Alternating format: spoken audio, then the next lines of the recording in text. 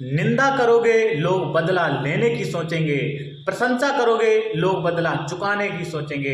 Hi guys, मैं हूं ओम देवारिया और आप सभी का स्वागत करता हूं एक और नई कहानी में। एक बार की बात है कि एक राजा और मंत्री आपस में वार्तालाप कर रहे थे। बात हो रही थी कि जैसा आप सोचते हैं वैसा ही व्यवहार सामने वाला व्यक्ति भी आपके प्रति करता है।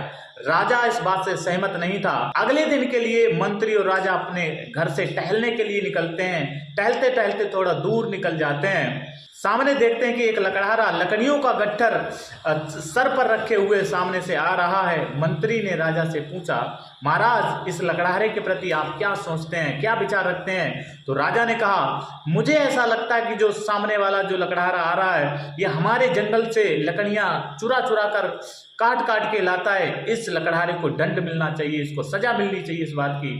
मंत्री कहता है कि महाराज, आप छुप जाइए झाड़ियों में। अब जाकर लकड़हारे से आपके बारे में जानकारी लेते हैं कि वो आपके प्रति क्या समझ रखता है, क्या विचार रखता है। राजा वहीं छुप जाता है। मंत्री लकड़हारे के पास जाता है और लकड़हारे से कहता है कि आपको भाई पता है, अपने यहाँ का जो राजा था उसका देहावसान हो गया है, वो मृत्यु को प्राप्त हो गया है, मर गया है। लकड़हारा तुरंत ही अपनी लकड़ियों का गट्ठर नीचे पटक देता है और खुशी से नाचने लगता है और कहने लगता है, ठीक रहा, ऐसा राजा मर गया जो कभी भी अपनी प्रजा के दुख तकलीफ के बारे में पूछता नहीं था, उनके दुख दर्द तकलीफ को समझा नहीं करता था। ऐसा राजा मर गया, ठीक रहा।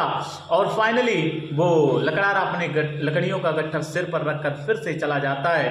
राजा को कुछ बात समझ में आती है। मंत्री ने फिर भी कुछ नहीं कहा। आगे फिर से राजा और मंत्री आगे बढ़ते चले जाते हैं, बढ़ते चले जाते हैं। सामने से देखते हैं कि एक बुजुर्ग महिला हाथ में एक झोला लिए हुए आ रही है। मंत्री ने फिर से राजा से पूछा, इस बुजुर्ग महिला के बारे में आपकी क्या सोच है, क्या सोच रखते हैं? तो राजा कहता है कि मुझे ऐसा लगता है कि जो सामने वाली महिला आ रही है ये पीड़ित महिला है, गरीब महिला है, असहायित महिला है। इसकी मदद करनी चाहिए, इसको थोड़ा बहुत धन देकर इसकी सहायता करनी चाहिए ताकि इसका बुढ़ापा अच्छे से कट सके।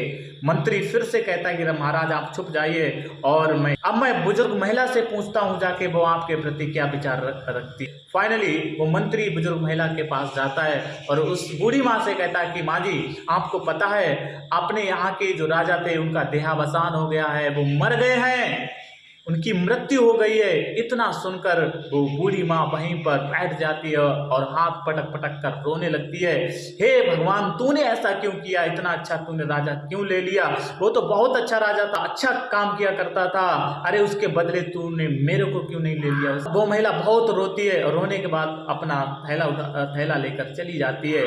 राजा बाहर आता है, झाड़ियों से बाहर आता है, मंत्री से कहता है कि आप ठीक कहते हैं, जैसा हम दूसरों के प्रति व्यवहार करते हैं, जैसा हम राजा मंत्री से कहता है, आप ठीक कहते हैं कि आप राजा मंत्री से कहता है कि आप ठीक कहते हैं, जैसा हम दूसरों के प्रति सोचते हैं, व्यवहार करते हैं, वैसा ही सोच, वैसी ही विचारधारा सामने वाले की हमारे प्रति होती है।